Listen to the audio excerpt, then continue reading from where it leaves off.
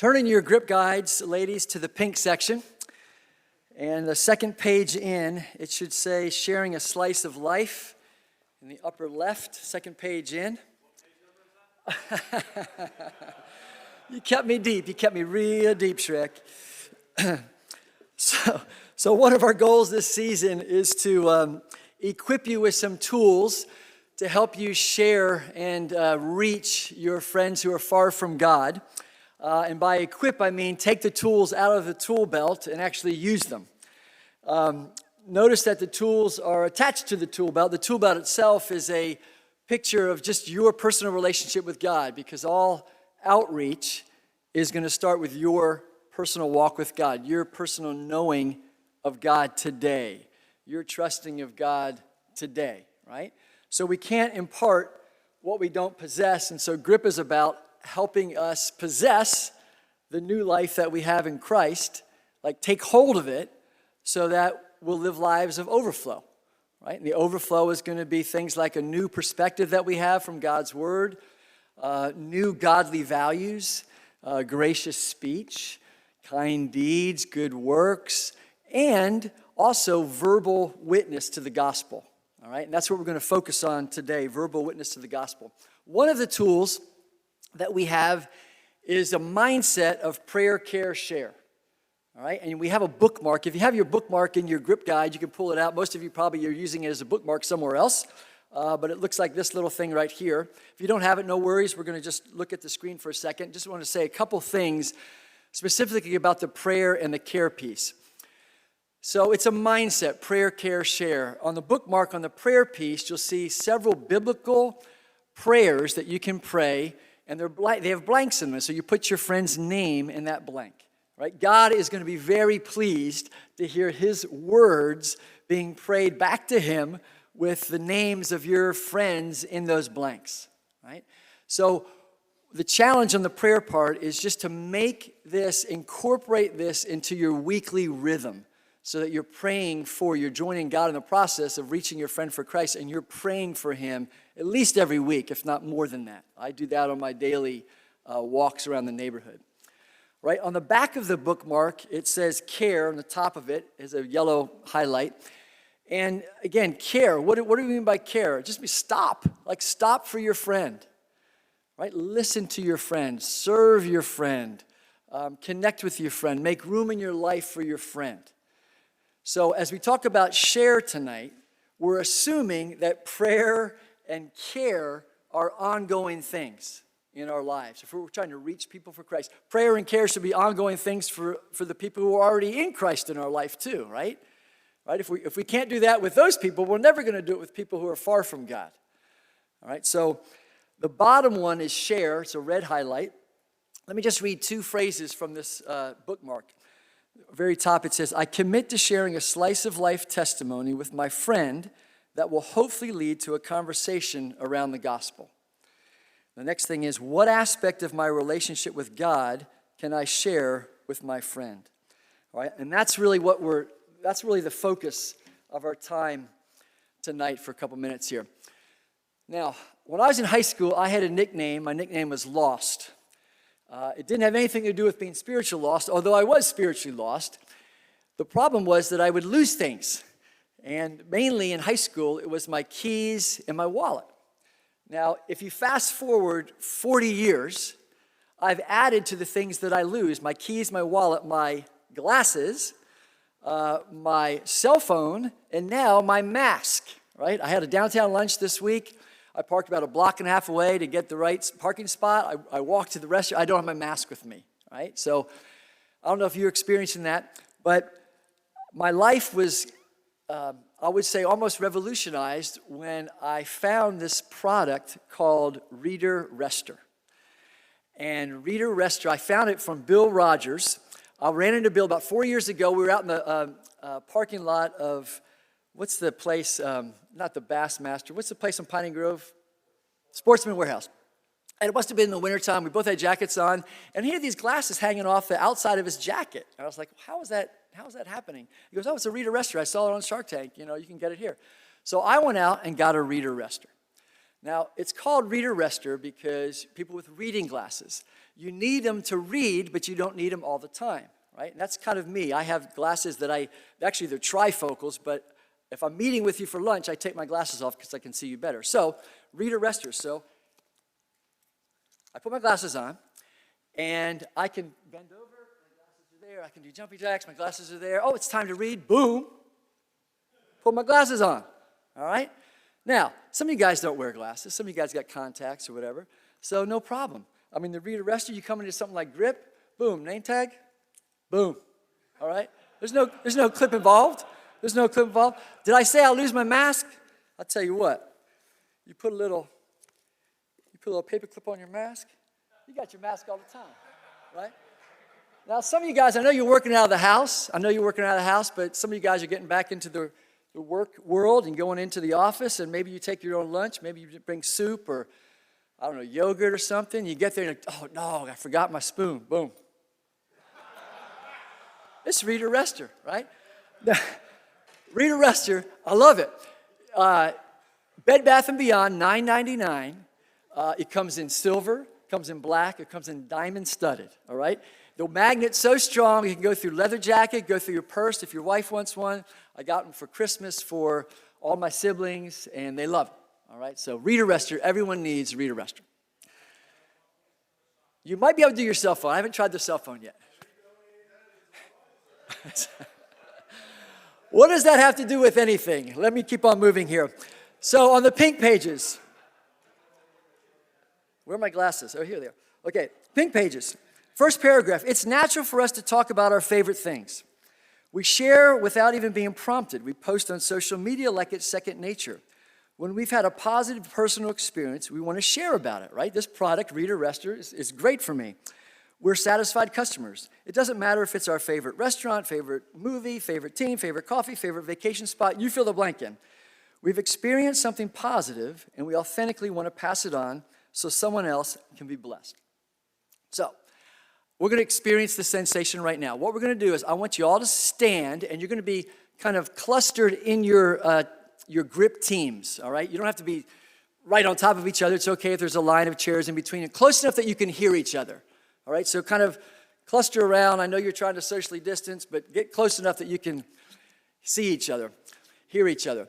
Now, for 90 seconds, can we flip that, Carl, for the next one? For 90 seconds, I want one volunteer from your group to share about something that either is his favorite thing or something that you're really excited about, right? You're really pumped up about, all right? So for 90 seconds, so take 15 seconds to decide who wants to share something. I know I'm catching you right off the cuff here. So something that you're excited about. There's a lot of options up there. Something you're excited about. I'll tell you when to start. All right, here we go. You got 90 seconds. Ready, set, go.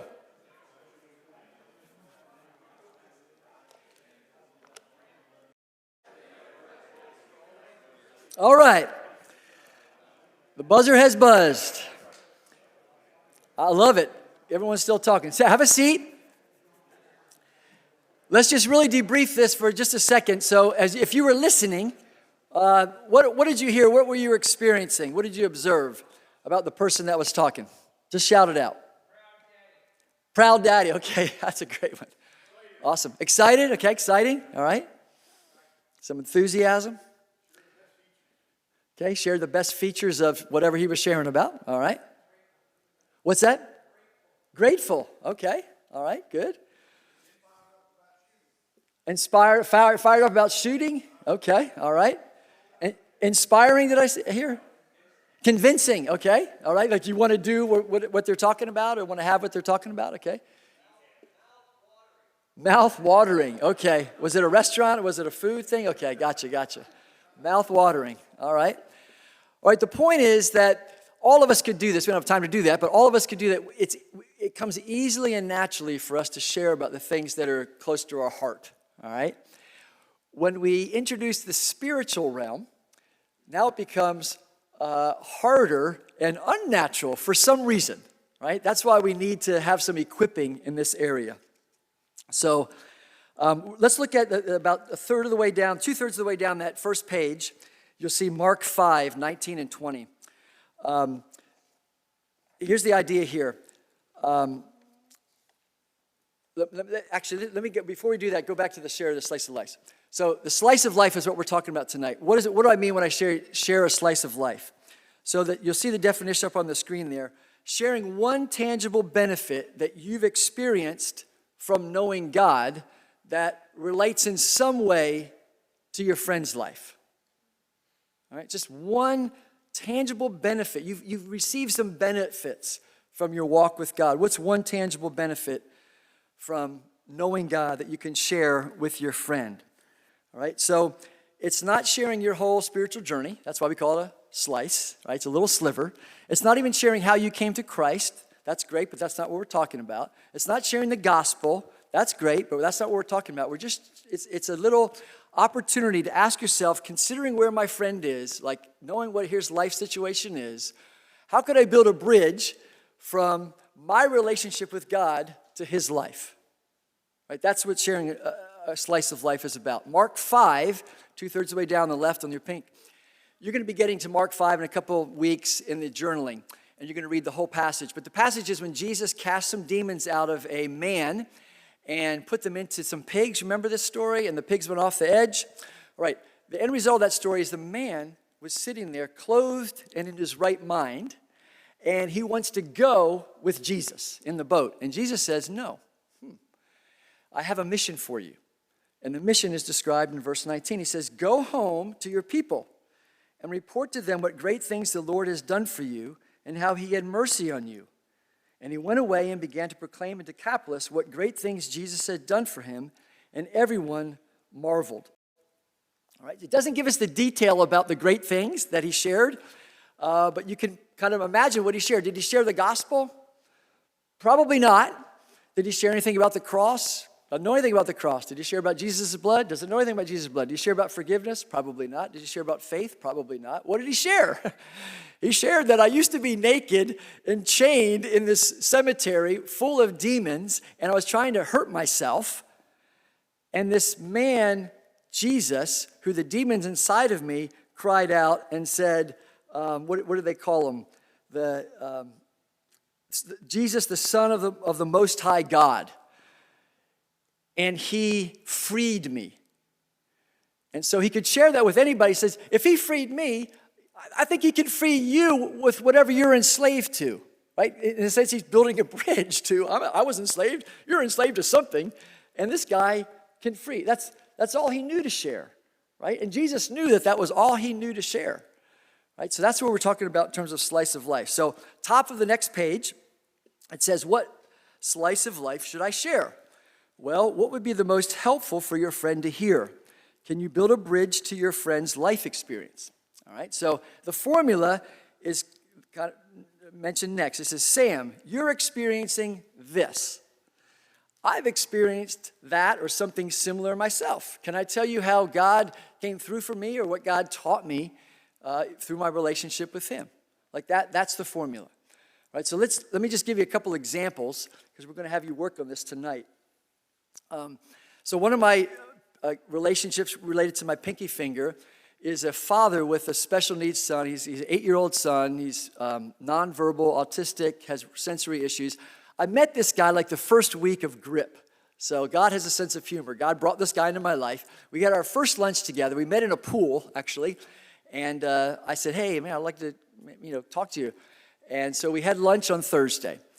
And so I listened to him, and he shared basically an overwhelmed dad, so a tax attorney during tax season with a son who is really, really, really hard.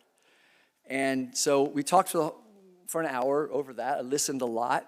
I actually gave him a little book that has been helpful for me. It's a Christian book. So I said, hey, Ryan, I'm a Christian. Wife and I are Christian. We've been really helped by this little book. It's a story of a young couple who had 2 autistic kids, and the title of the book is The Life We Never Expected. It might be helpful, might be meaningful for you and your wife. That's all I said. So he knows I'm a Christian. He didn't come back with anything spiritual. So the next time I get with him, I've been thinking about this. What slice of life should I share? I wrote it down. And what I'm going to share is something like this. you're on a parenting journey that most people don't have to travel.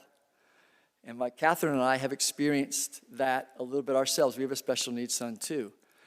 And my relationship with God gives me hope when things get really overwhelming. And I'm learning that God never calls us to things that we can do on our own. Like he wants us to rely and depend on him, period.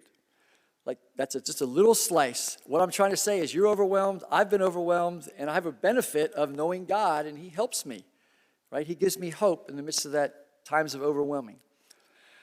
Sinclair, you and I were chatting. What would be a slice of life that you would share? On fire call after this. Yeah. No. Go ahead and stand up so we can see. Oh, okay. Yeah. I have to remind myself, we're not called to convince, but to share the gospel. It takes the pressure off of us. It's the Holy Spirit's deal. And I think about one of the guys, we talk about slice of life, young man, this troubled guy. He's making excuses that his dad is not in his life. Just dad rejects him, has nothing to do with him. And there's an age gap. I'm 43, he's 16. And for whatever reason, he thinks that I can't relate or know what he's going through with his loss. And he doesn't know that I lost my dad when I was 16. He got sick. And so just listening and processing and just leveraging that, basically, not making excuses of why you're not getting a job, why you're not being accountable, all of these things. I said, brother, being that your dad was not in your life, that's the past. You can't let that dictate your future and you being accountable. And because I know what that feels like, and I just share with him, the slice of life is God does his best work through loss, not despite of it.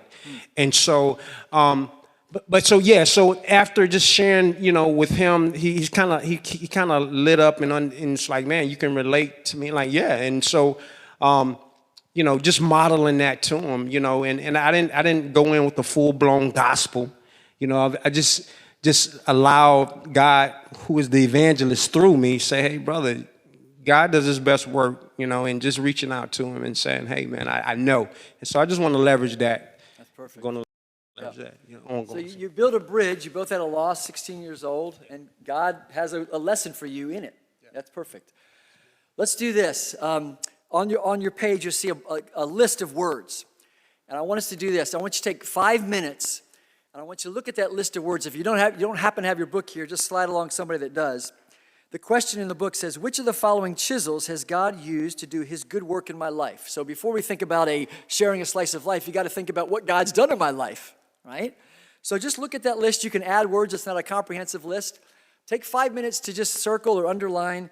I have parenting. I have death underlined. I wrote in the word waiting. I wrote in grief is one of the words I've underlined. Underline or circle the word, and then after you did that for a couple minutes, just think about what's the lesson or what has God shown you or taught you or done in your life through that word. All right, so just think about that for about 4 or 5 minutes.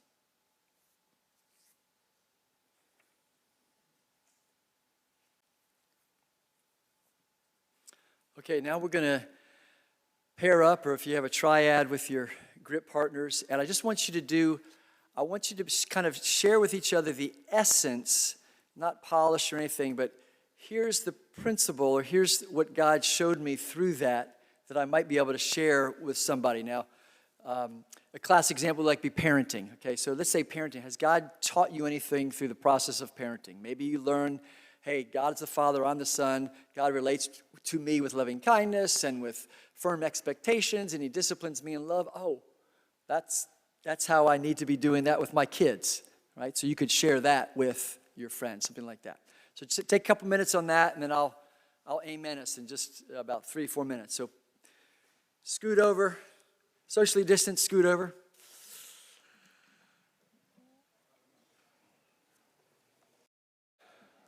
Okay, guys, I do need to cut you short because we're going to have one more part of our gathering tonight. Here's my encouragement. The idea is that as you think about these little slices of life, start collecting them, right? Kind of like have them in your back pocket. And as you relate to people, it's like, well, I don't want to share this one. I want to share that one because that's where that person is right now, right? And I want to strongly encourage you to write it down. Anytime, if you can write it clearly, you can think it clearly, right? So take some time to like write it down. Like, here's what I would say. Being deliberate. God was very deliberate about saving you. Sometimes we think being deliberate is not authentic. It's just the opposite. It's the most authentic thing you can do, is be very deliberate. And so I want to challenge you to write it down. What if Mark chapter 5, if you could just imagine if the 67 guys that are going through GRIP this season, all in the next 3 weeks, shared a slice of life, and Sinclair reminded us, sharing the slice of life, you just get it out there, right? And the idea is there's going to be some future conversations around that, and hopefully opportunity to share your longer part of your story or the gospel. But what if 67 guys in GRIP did that in the next couple weeks? Maybe Mark 5, verse 20 would read this. And all the GRIP men went away and began to proclaim in Columbia what great things Jesus had done for them. And everyone was amazed, right? Let's just see what God does with that. I'm going to invite Carl up, and he's going to send us out. We're going to have a brief small group to end our time. We'll be leaving from our small groups tonight instead of this room.